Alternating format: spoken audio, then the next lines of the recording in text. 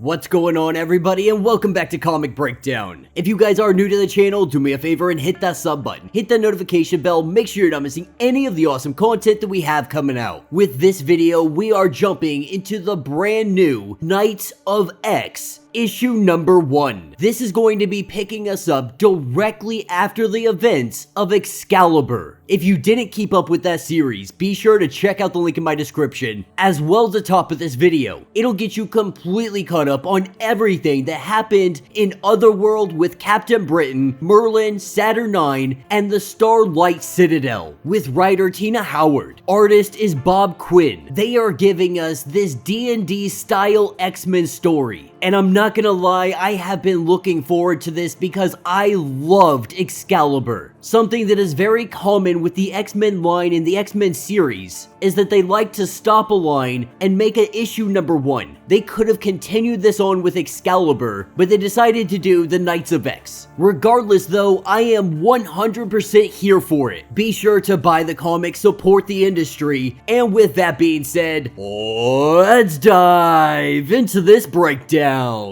Alright gang, so as we dive into this issue, we are picking up in Avalon. This is Otherworld. And ever since the Krakoan gates had been destroyed, all of the witch breed, aka all of the mutants, they have been hunted furiously, led by Merlin, having his right hand King Arthur and all of his knights. They have been massacring any mutant they come across. Not only that, they have been using Furies, resembling that of Sentinels. These things are on the warpath. As they cut their way through villages, we see an individual known as the Jersey Devil. This is Joshua Englehart, and right now these Furies are hot on his trail. And he's an individual that we have only seen in a handful of these X-Men comics. I do enjoy him though because I know a lot about the real life lore behind the Jersey Devil. But as Josh is being hunted down by these Furies, this is where Captain Britain comes into play. As Betsy picks him up and they head off, they make a mad dash for it. The Jersey Devil not really understanding what is going on, not understanding why they're being hunted, and he also doesn't understand why they just can't go to Krakoa, telepathically giving him all of the information that he needs. He quickly learns how dire the situation has become. What remains of the witch breed, they find themselves at the home of the daughter of Merlin, the floating kingdom of Roma, this being one of the last safe havens in Otherworld for the witch breed. This is also the current home to the Captain Britain Corps. As they make their arrival, what we learn is that this Captain Britain, this is not Betsy. This is not Captain Britain Prime. She is just a Captain Britain that has been tasked with going out and finding every mutant that needs help. When it comes to our Captain Britain of 616, she is the general. She is the right hand of Saturnine. And right now, Saturnine is not happy. She's not happy because she is not getting her throne back quick enough, believing that the Captain Britain Corps should be putting her back on her throne. They should be overthrowing Merlin, and this should all be done and over with.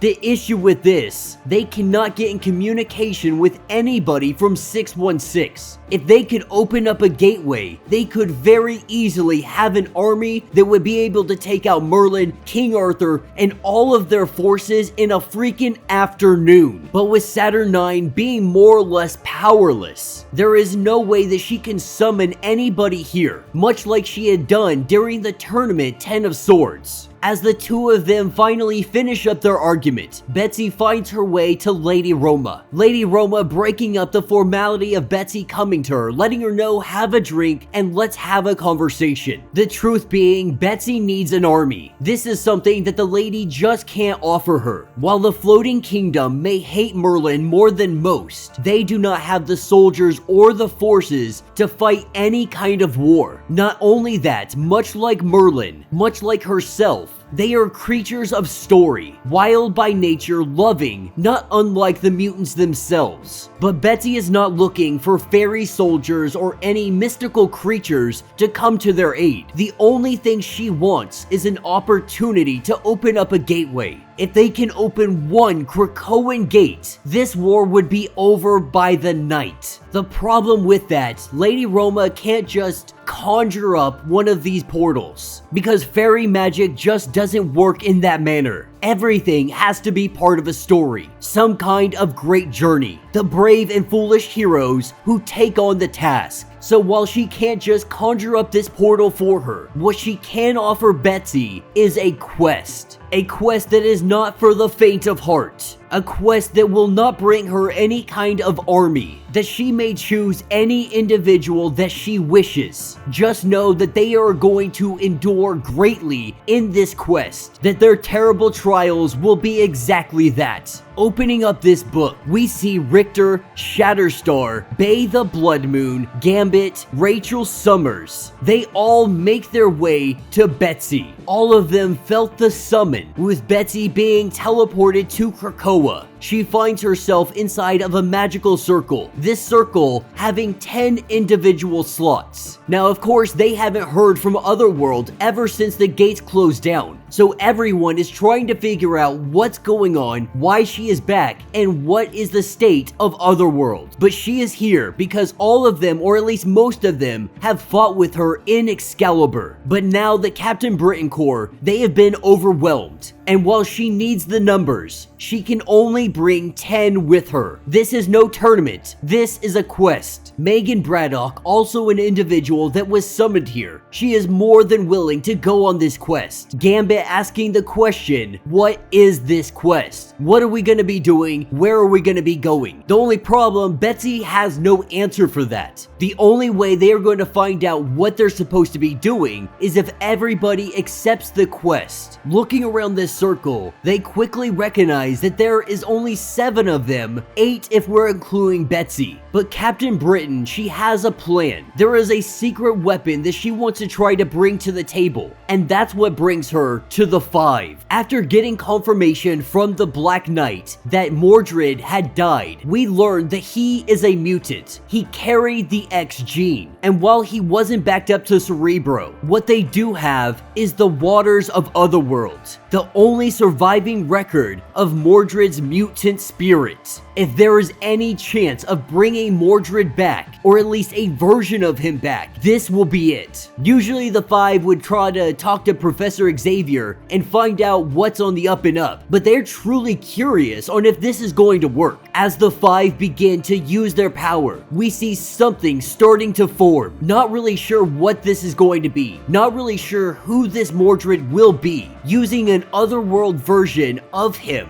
could give them a very different version than the one they have seen over all of this time. When this egg cracks open, there is nothing inside. Though the 5 and all of the others standing here, they know that there was something alive. Something was living and breathing inside that egg, and it disappeared. Betsy chalking this up to a failed experiment. They don't have any time to wait. That's where she goes to Jubilee and Shogo. Now, Jubilee has been having a problem for quite some time. Ever since they came back from Otherworld, Shogo has been sleeping for a long time. While everything appears to be okay with him, Betsy takes a peek into his dreams to see that he is dreaming of Otherworld. Jubilee knows that he has to go back, that there's gotta be something in Otherworld. Maybe Lady Roma can help them out. Try to figure out what has been going on with him and why he has been sleeping so hard for so long. With everyone arriving on scene, the slot that has been left there for Mordred, they are going to keep it open for if he ever would want to return, wherever he is or wherever he went. This is their secret weapon against Arthur. And so as they all read from this book, their quest begins. As they are teleported to Otherworld, we see that Rachel Summers' powers, they seem to be on the next level, looking like a freaking fire priestess. What they quickly learn is that Jubilee did not come with them. For whatever reason, this quest was not for her. This puts them one night down. But Rachel and Megan, they have a great idea. Someone that is here in Otherworld that they want to find and recruit onto their team. That individual is currently being hunted down by Merlin's forces. The one known as Colin McKay. As it looks like he is about to meet his demise, we have the arrival of our Knights of X. They come to his rescue, but they also let him know that they need his help. They're getting the band back together, and they need him to get through all of this ordeal, with him being one of the individuals to know Otherworld better than most. He is going to be a great guide and a great ally in this war against Merlin. As Merlin's forces descend down on top of them, we see Betsy, she hops onto Shogo, knowing exactly what needs to be done. They fly up into the air. This is luring all of the Furies away, giving the ground forces the opportunity to fight back, as the Knights of X hold this line. Up on the ridgetop, we see an individual, a knight on horseback, wielding his sword. He has come for the forces of King Arthur. As Betsy maneuvers through the air, she is able to cause these Furies to crash together. The Knights of X, they are cutting their way through King Arthur's line. King Arthur recognizing who that individual is. This sends him into a panic. The morale of his men, it begins to fall. Their lines are breaking and they go into a full retreat, as this knight on horseback cuts his way through all of Merlin's men. Even the Knights of X are wondering who the heck is that guy. Regardless of who he is a distraction. This gives them the opportunity to truly get the upper hand in this battle. As the Furies come falling from the sky, there is a giant explosion of flame, and there is a crater between Merlin's men and the Knights of X. At least for the time being, this battle is over. Our mysterious knight is right next to the Knights of X. Not sure who this guy is, not sure what he is wanting. The Knights let it be known that if you are here to have a fight, then we will more than willingly give you one.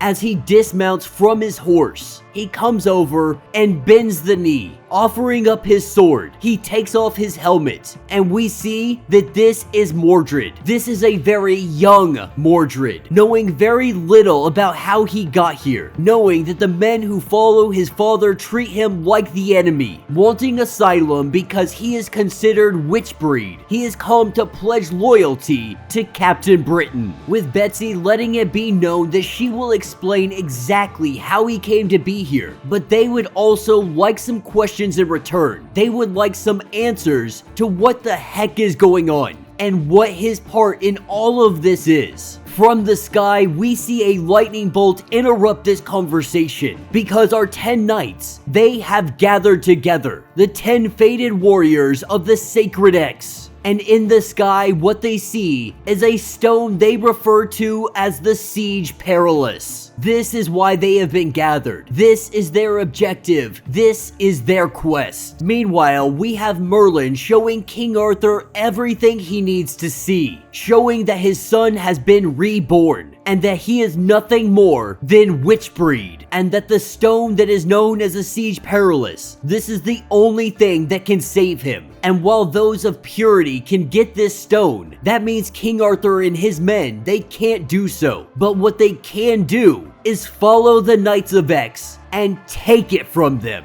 Alright gang, so our story, it is picking us up in the Lunatic Citadel, once known as the Starlight Citadel, until Merlin came and took everything over. And though their forces had been trying with great effort to take down Betsy and all of the witch breed, so far they have been unable to do so. He's also becoming very skeptical of his own court. That is because of Mr. M and Jim Jaspers. Merlin is upset because they don't know what Mr. M is up to. He has sealed off his providence and he is not bending the knee to anybody. Jaspers is the only one here to be able to be held accountable, with Merlin believing that he is not trustworthy. We see the Furies, they have a power dampening collar around Jim's neck before he can even blink. This is Blight's will. It's an element here in Otherworld that depowers mutants. And while Jim tries to say that he is remaining neutral in everything going on, this is a literal witch hunt, and Merlin will stop at nothing to rid every single one of them from Otherworld. Now that's what takes us over to the Quiet Council. We have Betsy, who is able to communicate with the Quiet Council more or less telepathically. With the help of Rachel and the others, they are able to project their powers just for a temporary amount of time, filling all of them in on everything that has been going on so far. as she fills them in on the Siege Perilous. We learn something very unique about the one that belongs to mutant kind specifically, because this thing is a mutatable artifact that imparts profound personal change on any mutant who travels through it. While it can take many different forms, if someone is going to use it, they usually have to walk through it like a doorway, like a mirror, like a gym. The Siege Perilous of mutant kind, it is different from the Siege Perilous referenced in Arthurian lore. After a mutant has gone through the Siege Perilous, they find themselves changed. From visions to amnesia, there are many different side effects that can occur. If anybody understands the power of this thing, it is Captain Britain. As it stands, this is their only option to be able to escape, to try and save as many mutants as possible. While everyone is gathered up, we see Mordred and Colin, they go at one another. Really, it's Colin going after Mordred, but what he doesn't understand is this Mordred, he is different, reborn, an opportunity to start fresh and not be that evil individual that he usually is, having his part to play in all of this. This is when they hear Jim Jaspers is reaching out, splitting up the Knights of X. Megan, Rachel, Colin, Bay the Blood Moon, and Gambit, they all head out to the Crooked Market. The market very oddly quiet. Once a thriving place to be, there is nobody in the streets. That is because the Furies are out there trying to kill all mutant kind. Luckily, many have been able to find themselves a safe place to hide. And while Gambit and the others, they have brought a little bit of food for the mutants that are hiding. Jim Jaspers' cry for help, it came from this location. And so while they continue their search, we are picking up with Captain Britain and Roma, the daughter of Merlin. They are trying to figure out where this blight will came from. Jim Jaspers able to get those few words out. Captain Britain recognizes that this really is a damaging, dangerous thing to all mutant kind here. If they have the ability to take away their powers, this fight could be over in days. If it has the ability to dampen the powers of someone like Jim Jaspers, it's something that they have to deal with right now. Sheriff Whitechapel is the individual that is in charge of Blightspoke, and nobody has heard from her in quite some time, with Roma being able to use a little bit of her magic. With a flick of her fingers, she is able to teleport them above Blightspoke. What they fall into is one giant army. The Vescora hive mind have taken over everything. As they cut their way through all of these monsters, they are trying to find Whitechapel. What they quickly uncover is that this place is filled with Blightwill. Merlin has been taking it and refining it, building up an entire arsenal of this stuff to go against all Witchbreed. As Richter, Shatterstar, and Mordred are cutting their way through everything, Betsy finds Whitechapel and all of her associates currently caged up in prison. Though Whitechapel isn't Witchbreed herself, all of her associates are. And so because of this, they got locked up. The hive mind has taken over, and they are coming directly for them. Recognizing they might not get out of this situation, Whitechapel comes up with an idea. As it looks like she is about to fall, she tells Betsy to let go of her hand, make it look like she is dead. The Vescora are a hive mind, so if one of them sees this, all of the rest of them will also believe it, hoping that she will be able to make it out of here. If they believe that she is dead, she is going to be able to move around a lot easier and help out mutant kind. As these guys make their escape, they quickly recognize they're going to need more help. Captain Britain knows exactly where she needs to go. Meanwhile, inside the Crooked Market, the Furies are on top of our mutants, and Gambit is giving them everything they can as they battle these monstrosities. This is when they see Jim in one of their hands, quite possibly a trap to lure them in. We see the Knights go in and Gambit lay down some mutant justice while they try to rescue Jim Jaspers. We have Betsy and the others who have made their way into the vampire nation of Otherworld. This isn't necessarily a bad thing though. Last we knew, the mutant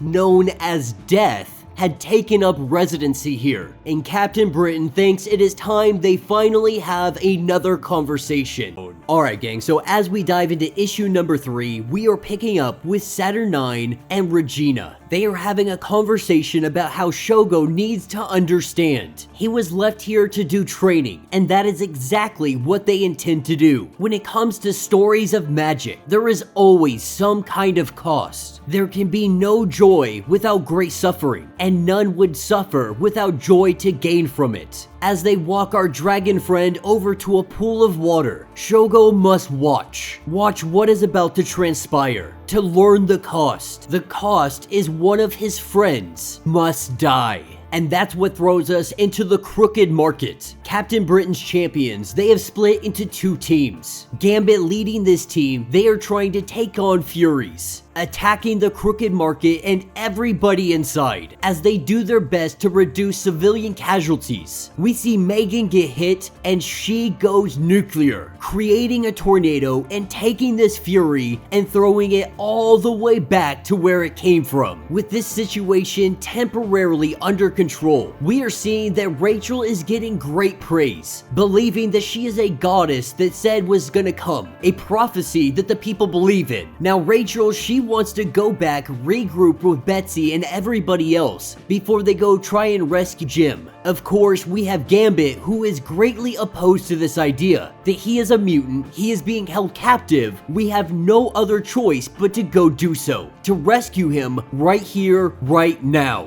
Now this discussion, it doesn't really matter, because right now, they are marching him out into the open, and they are about to execute him. Jim Jaspers is about to lose his life. This is to send a message that even directly in front of the X-Men, there is nothing that they can do to stop King Arthur and the others. That all Witchbreed is going to burn, and they will burn you right in front of your strongest people. Obviously, our champions not gonna go silently into the night. They make a full-scale attack. That is what takes us to our vampire nation in Otherworld. This is where Betsy and her team have come. They have come here to talk to somebody that has been imprisoned here. That somebody is Death, the son of Apocalypse. They believe that if anybody is going to know where the Siege Perilous is, it is going to be Death. The only problem, King Arthur and his forces, they have been alerted to exactly where they are. The Vampire Nation being allies to King Arthur. Him and his men are headed directly for them. As they get to Death, they try to figure out where this might be, having precious little time. Death does know of the siege. He heard his father talk about this, but Apocalypse was always full of riddles. Luckily, Richter has a grimoire belonging to Apocalypse. Now, Death isn't trying to leave this place. In fact, he enjoys being here. Being Death, being around the dead. This is kinda like home for him. But even if he isn't going to join them in this quest, he asks if he reads from the book. Maybe it has some kind of hint of where it might be. That's what takes us to Krakoa's early days. The land that was once yet called Mercator. And we have a conversation between Mr. M and Apocalypse. Apocalypse knows what is about to come. Their people will ascend to power. Science and technology will blossom. But there are some key components to the story. These ones do not honor the rules of the known world. Holding the Siege Perilous in his hand, he lets Mr. M know that this is one of them, and he tasks him with taking care of it, with protecting it. Apocalypse, recognizing that he is one of mutant kind's most powerful mutants, he tells him that this entire realm is his to mold, so long as it stays protected. Apocalypse letting him know that there will be a time a great sacrifice is made. Then and only then is when you open up the doors, that you come to our aid. This is why Mr. M has not been around. Apocalypse had tasked him with the mission of taking care of the Holy Grail, blocking this realm off from everything and everybody. It has remained protected, but here soon, we are gonna see the great sacrifice. Picking up hours later, we have Richter, who is really trying to confess that he wants to be the one to be sacrificed. If someone has to go, if someone has to do this, this. He believes that it should be him. Of course, Shatterstar, he doesn't want this. While he would never stop him from trying to fulfill a destiny or anything of that nature, he does want to be selfish. Shatterstar wants to keep him to himself, to keep him alive and by his side, with Captain Britain getting in touch with all of the others, even though they know exactly where they need to go, what they need to do to get to the Holy Grail. Right now, the others need them in the Crooked Market. Connecting all of them, Shatterstar and the others teleport directly into the fray. Absolute chaos, fury surrounding them, completely outnumbered, and Jim Jaspers is at the tip of the Executioner's blade as they hold off these forces, do everything they can to try to overcome these odds. We see Megan and Gambit make their way up to Jim Jaspers, trying to free him from his restraints. From the sky, this is where we see Merlin come flying in. Showing his face in person, Merlin knows how important Jim Jaspers is. If he is freed, if he is able to use his abilities, Merlin is screwed. Gambit having a plan to take down Merlin. He's got the perfect shot. He has the perfect card. A little bit of old Starlight Citadel magic. Gambit jumping up into the air, we see Merlin and him collide together. A purple explosion. As the dust clears, we see Gambit on the ground. A trail of blood. He is holding the death card. The rest of our champions stand in awe, and it appears that Gambit is the great sacrifice. Alright gang, so we are starting off in Otherworld at the Crooked Market. King Arthur and his forces have arrived on scene, having the Furies by their side. They are marching and trying to create the demise of all Witchbreed. When Merlin and Gambit had collided, Gambit's body left dead on the ground. Merlin had disappeared, appearing to flee the battlefield. There was a sacrifice that was needed for our heroes to push forward. All part of the narrative to this story that they are stuck in. Not having any time to mourn their friend. Not willing to let his sacrifice go to waste. As they grab Gambit's body and they try to get out of here, we see our boy Mad Jim come into play. No longer having power dampening on him, he is able to contain every single one of these Furies. He is also able to open up a portal so that they can get out of here. This portal is opened up to Mercator. This is where Mr. M is been holding up. Captain Britain letting everybody know that they can all stop right here if they want to. That they do not have to continue on after just losing Gambit. But not a single one of our mutants are willing to leave her side. Rachel letting her know that every single one of them are gonna be there and that she personally will never leave her alone again. As all of them rush through the portal, we see King Arthur and some of his knights. They also get through. But when they get through, he quickly is met by a mysterious stranger. That being Mr. M himself. King Arthur demanding some kind of answers. Demanding some kind of help in where the Witchbreed might be. Saying that they need to get to the Siege Perilous. Mr. M lets King Arthur know that you have come to the right place. That the Siege Perilous, it has become the land itself.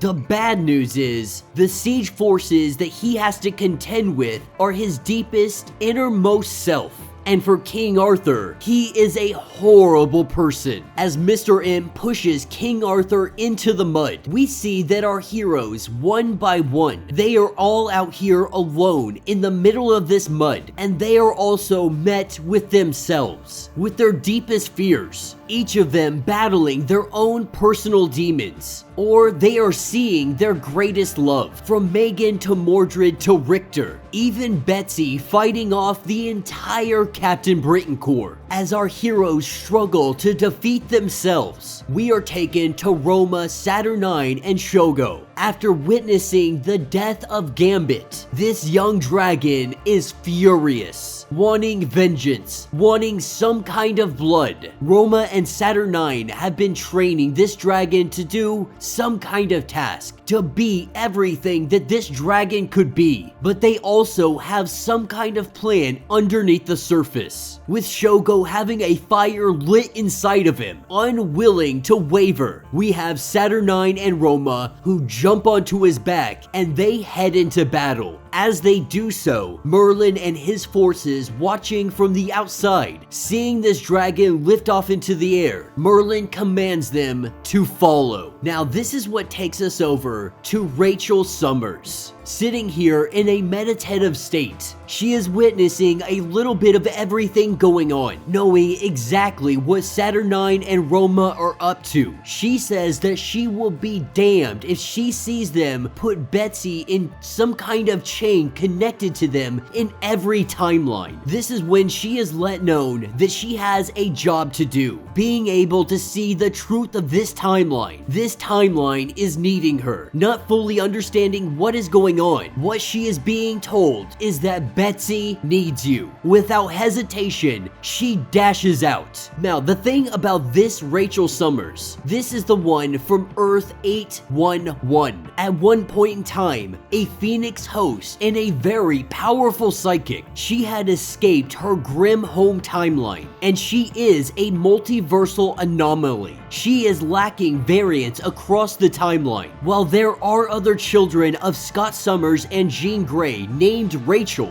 they are not versions of the same person. That makes her a very exceptional time traveler, being a founding member of Excalibur for 616 and working side by side with Brian Braddock. She did get cast into the distant future, into the 37th century, a future where Apocalypse ruled with an iron fist. When she joined the rebellion against Apocalypse, this rebellion, it had failed, and in its failure, she became a traveler. This is when she traveled and found a group known as the Ascani, individuals that had sworn to preserve mutant kind not only in the present, but to create a timeline where they are permitted to thrive. They also understood that there was a possibility they would be erased because of this. And so as they work towards this goal via time and space travel, a power that still persists with inside Rachel Summers, a unique ability known as chrono skimming. It also lets her see into the recent past. Chrono skimming allowing Rachel to identify those from other realities and see their timelines. And so we can see how much of a major role she can play with mutant kind moving forward. One by one, she begins to rescue all the Knights of X. From Julio to Shatterstar, all the way to Bay the Blood Moon. She gathers everybody together. Everybody except for Captain Britain, shooting off a blast of energy into the sky. This is a flare to bring her home. Not taking long for her to arrive on scene, Betsy does ask Rachel why you are looking at me in that manner. Without any hesitation, we see Rachel go up and she kisses Betsy, with butterflies beginning to surround them in a circle. These butterflies are coming from Mr. M, asking these heroes if they are here for the Siege Perilous. He tells Betsy and the others that they must wait, that one of the knights are about to arrive shortly, hoping, believing that maybe this might be Gambit. While that may be disappointing that it is not, it is Shogo, the dragon making his way here, Roma and Saturnine riding on his back. He is currently being pursued by Merlin and all of his forces. Captain Britain being told that if she tires of quests, if she would like to end this in battle, then her wish will be granted. Alright guys, so as we jump into the final issue, we are picking up with Shogo being chased down by all of Merlin's forces. On his back is Roma and Saturnine. As they are being chased down, Merlin is recognizing the odds are definitely not in his favor. King Arthur and his knights, they have been taken out. And so he is making one last ditch effort to be able to stop these mutants. In Mercator, we have the Knights of X currently having a discussion with Mr. M, and he has just let them know that they are inside the Siege Perilous. Most of them not really sure how this is even possible. Standing before them is Mr. M. He is an Omega level matter manipulator, and as we know, matter cannot be destroyed. It can only be changed. And so what he did is he took the Siege Perilous and he created this place. This entire place, every single grain of sand, every single rock, every single branch. It is all the Siege Perilous. When Apocalypse had asked him to protect the Siege Perilous, this is the only way that he knew how to truly make sure that nothing would come to it, no harm would come to it. And while he would very much love to remake this for her, to bring the Siege Perilous back, to open up the gateway to Krakoa, much like themselves, the Siege Perilous, it is subject to Roma's spell. Everything in Otherworld, it has to abide by the rules of magic and story. This place had been closed until the knights had made their sacrifice. That sacrifice was the death of Gambit. But the magic of their quest, it prevents Mr. M from being able to reforge the siege. All 10 knights, they must be present. And right now, there is only 8 of them. Shogo currently on the way, but Gambit is still missing. This is when Captain Britain, she kinda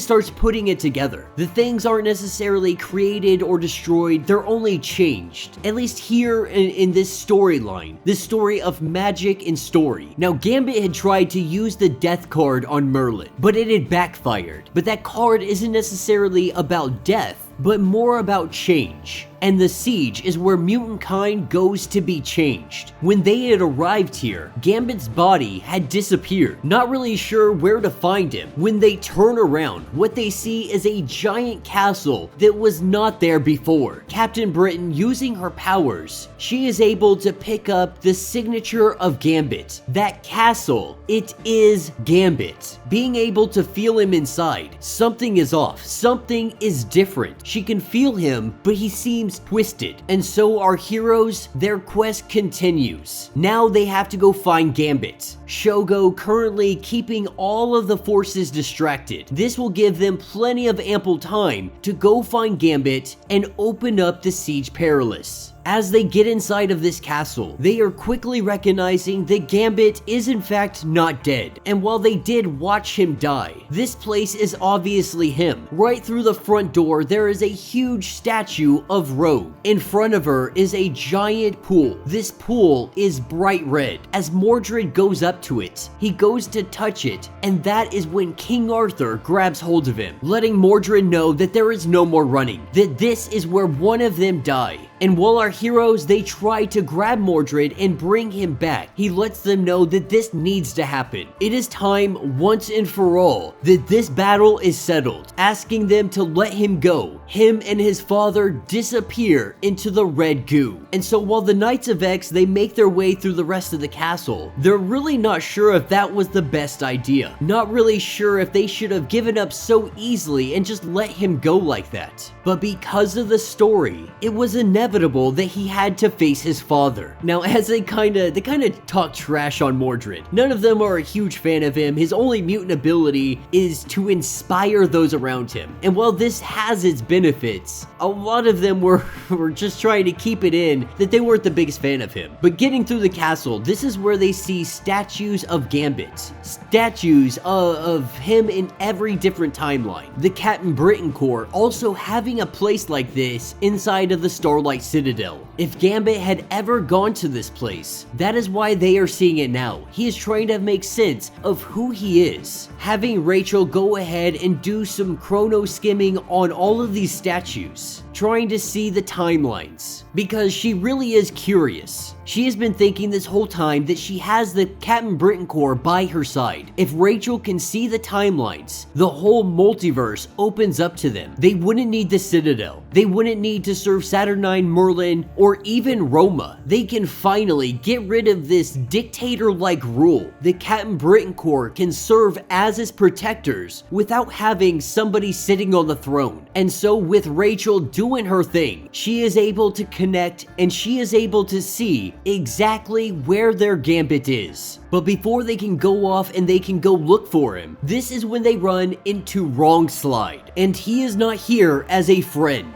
He is here to lay down some hate. They quickly learn that this is not in fact Wrong Slide. This is Gambit's fear that he is going to be resurrected and he is going to be like Wrong Slide. With Bay being able to take him down, they think they have the upper hand. as this place is coming down like a literal house of cards. We see 2 cards, they come in and they cut Megan. These cards, they come from Gambit himself, except this is a much darker, a much more twisted Gambit. And while he tries to say that he has changed, Betsy knows exactly who he is. And she has vowed, she has sworn to return him back to Rogue as they do their best to battle this version of Gambit. He really is kicking their freaking butt. That is until Betsy, she takes her dagger and plunges it into his head, letting him know that she will not let him forget who he is. And Rachel purifies him, with Gambit appearing to be on fire. This is not in fact hurting him, it is a psychic manipulation, with Gambit rising up out of the fire. A gleaming light off in the distance, this is where he sees Rogue, and he knows that this is not real, that Rogue is not here, because he knows he has been stuck in Otherworld. But when Rogue grabs a hold of him, she lets him know that this is very much real. Betsy and Rachel had restored Gambit. Mr. M was able to open up the siege, and she and all the other mutants, they were waiting right there at the gateway. And while she came with the first wave, our mutants, they show up in force and they take down all of Merlin's forces. And we have a little bit of everybody here. Nightcrawler, Juggernaut, Cyclops, Legion. This battle was over before it even freaking began. And we have Betsy, Rachel going off having their own little conversation, just seeing how things really have panned out. Arthur and Mordred. Usually Mordred is supposed to kill his father, but that didn't happen. The story has been changed. Not knowing where this story is going to lead, it's going to be very interesting to see the person that Mordred becomes now. But Rachel and Betsy finally have some alone time, a chance to really figure out the relationship, where they're gonna go with this, so on and so forth. Now Rachel believes that Betsy's gonna be too preoccupied with Otherworld, now that there is a gateway directly from Krakoa to Otherworld. But she says that she doesn't have to do that, because what they did with Gambit, every psychic can do now. So dying here in Otherworld, it is not irreversible anymore. This is all because of the Siege Perilous. This makes her no longer feel personally responsible for trying to escort everybody through Otherworld. But there is still a lot of work to be done. This is what takes us over to the Starlight Citadel. No longer having a parliament, no longer having an army, merely 3 individuals sitting inside of here. Saturnine, Roma, and Merlin. But Captain Britain has come to lay down the law. She is letting them know that there is no longer a dictatorship, that all of this has been one giant game, all the way from the 10 of Swords to what Merlin is doing to even the game Roma is playing at. This whole spell thing, it was all a game to win favor with Captain Britain, so Roma could be the overall ruler of Otherworld.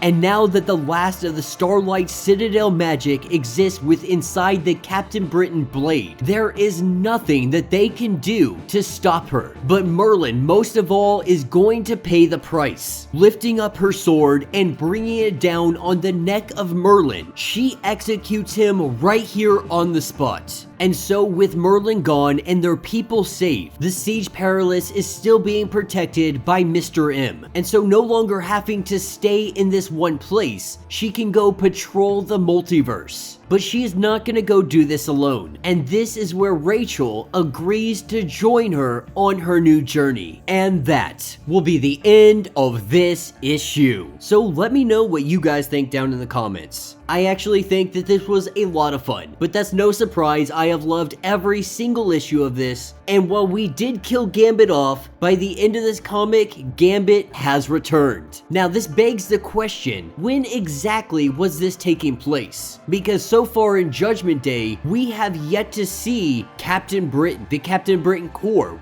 all the individuals that were stuck in Otherworld. I'll probably have to go look that up later, but I think it takes place prior to Judgment Day. Judgment Day just hasn't had the opportunity to use the full full scale of the arsenal that is mutant kind. But Gambit is back. Huge thing, awesome, so glad that he is brought back and he's not some kind of permadead or being brought back like Wrong Slide. In fact, nobody ever again has to be brought back like Wrong Slide. After what Betsy and Rachel had figured out together, a new technique to be able to really bring the mind back where it belongs. This means that resurrection, even if you die in Otherworld, it works. This is a big deal because this was a huge threat to mutant kind. It was such a huge risk to go to Otherworld, but that is no longer the case. We will definitely be seeing the return of Captain Britain later on down the line, but this 5 issues, it was one heck of a ride. Magic, swords, Merlin, King Arthur, a little bit of D&D lore in here. Like, this stuff is just so much fun, and I'm really excited to see what is gonna happen with Otherworld next. Let me know your thoughts, let me know your theories. If you would like to get caught up on everything that happened in this series, be sure to check out the link in my description as well as the top of this video. It's gonna get you completely caught up on everything going on in this series. Now, if you would like to support the channel, you can always do so by hitting the super thanks button. This button will let you donate directly to the channel, and every little bit helps us out. If you can't do that, do me a favor, hit that sub button, hit that notification bell, make sure you like this video, and with that being said, until the next breakdown.